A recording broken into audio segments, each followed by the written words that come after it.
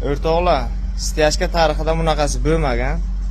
Biz suvni o'rniga koladan foydalanamiz. Bunaqa Eronning kolasi strogo o'tgan ekan. Egalari iltimos qildilar, suvni o'rniga ishlatinglar. Steyajka yana ham mustahkamroq chiqadi.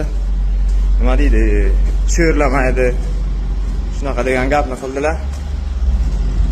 Men o'zim eksperiment qilib ko'rmaganman, bilmayman buni foydasi bormi, yo'qmi.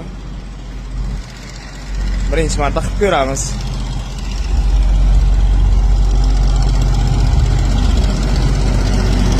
Mana bu kolani